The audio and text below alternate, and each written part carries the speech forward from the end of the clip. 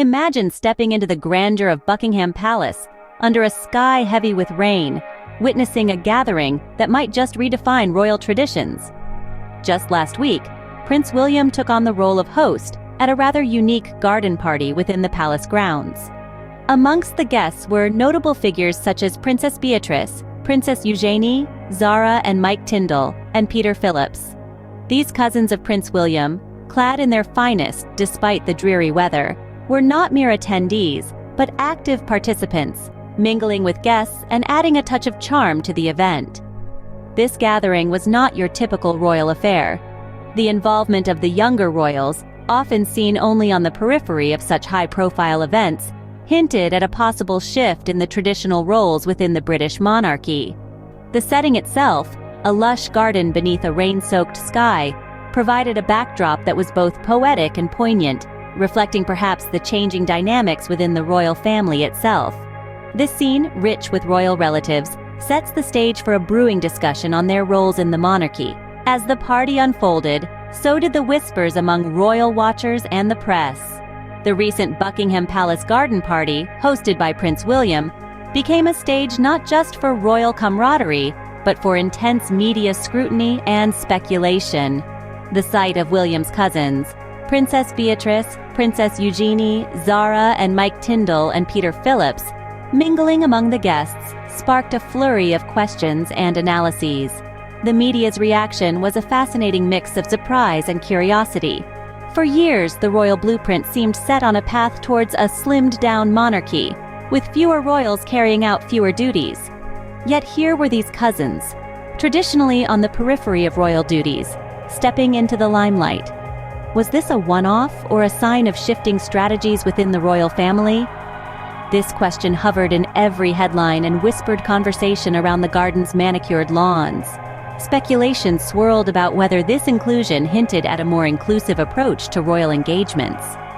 Could it be that the palace was rethinking its strategy, possibly expanding the circle to include more family members in royal duties?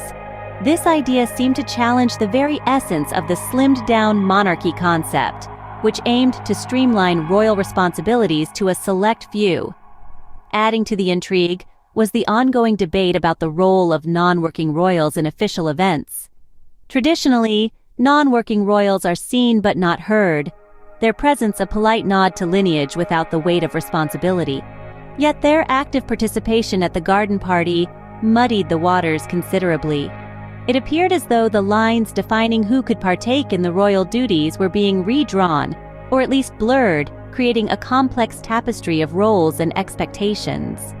As the event concluded and the guests departed, the buzz was not just about who attended, but the larger implications of their presence. The royal family, often seen as an unchanging institution, seemed to be at a potential crossroads, with every smile and handshake of the younger royals possibly heralding a new era in royal engagements. In every story, the absence of a key character can be as telling as their presence.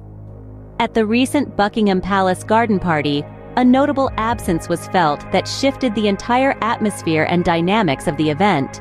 The Princess of Wales, typically a central figure at such gatherings, was conspicuously missing. This absence was not merely a gap in the guest list, it was a palpable change that had ripple effects throughout the royal family and the media. Had Kate been present, the narrative surrounding the royal cousins might have unfolded quite differently. Historically, William and Kate have positioned themselves as the forefront of the younger generation of royals, often overshadowing their cousins in public engagements and media coverage. Their approach has been one of distinct separation, emphasizing their direct lineage and roles within the monarchy. This has often left little room for others in the spotlight. With Kate away, however, the garden party became a stage for the royal cousins to shine. They were not just attendees, but active participants, engaging with guests and taking on roles that are typically reserved for the most senior members of the royal family. This shift in roles was not just a necessity due to Kate's absence, but also a demonstration of the latent potential within the wider family circle. Thus, the absence of the Princess of Wales at the garden party did more than leave a space by William's side. It allowed a new narrative to emerge, one where the contributions of the broader family could be recognized and appreciated. Kate's absence was not just noted, but deeply felt, influencing the royal interplay. In royal corridors, the rules are not just guidelines, but scripts that shape destinies. In the heart of the monarchy lies a complex narrative, one where the roles of royal cousins have become a subject of intrigue and controversy. Traditionally, the line between being a working royal and a private individual has been sharply drawn. Yet, recent events have blurred these lines, creating a half-in, half-out status that raises eyebrows and questions alike. Take, for instance, the cousins of Prince William, who have occasionally stepped into the limelight at royal engagements, yet are not officially recognized as working royals. This selective inclusion has sparked debates about the fairness and flexibility of royal responsibilities. Critics argue that this approach reflects inconsistency and favoritism, undermining the structured nature of royal duties. Moreover, the departure of Prince Harry and Meghan Markle from full-time royal duties has undeniably left its mark on the royal family's strategy and public perception. Their exit not only highlighted the restrictive nature of royal expectations, but also set a precedent that has complicated the roles of other family members. It has led to a re-evaluation of what it means to serve the crown, and whether the traditional rules still apply in a modern context. Defenders of the current system argue that flexibility is necessary to adapt to changing times and public expectations. Yet, this flexibility often appears selective and reactive, rather than strategic and proactive. The royal rulebook, often unwritten, finds itself under scrutiny as the family dynamics evolve. As the garden leaves settled from the rain, so might the dust around royal roles in the near future. The recent gathering at Buckingham Palace, with Prince William's cousins stepping into the spotlight, has sparked a flurry of speculation. Could this signal a shift in the royal strategy, redefining roles within the monarchy? Let's envisage a few scenarios.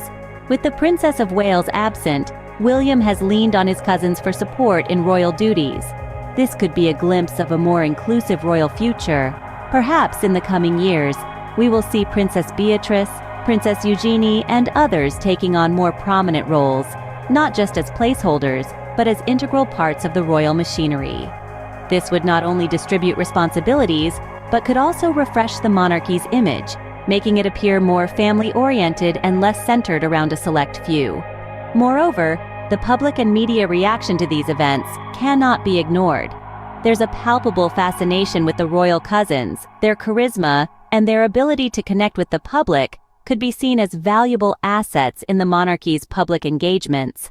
This stark contrast to the usually reserved mainline royals might prompt a strategic pivot, focusing on a broader base of family members to engage with the public and media. Reflecting on how these events might influence the broader landscape of the monarchy, we must consider the potential for a more modernized royal protocol, one that embraces a wider circle of the royal family, acknowledging their appeal and capabilities. This could lead to a redefined perception of what it means to be a working royal, making the institution more relatable and accessible. What we witnessed at Buckingham Palace may be just the prelude to a new chapter in royal history. As the monarchy potentially evolves to include more of its extended family in visible roles, it could rejuvenate its connection with the public, ensuring its relevance in a rapidly changing world.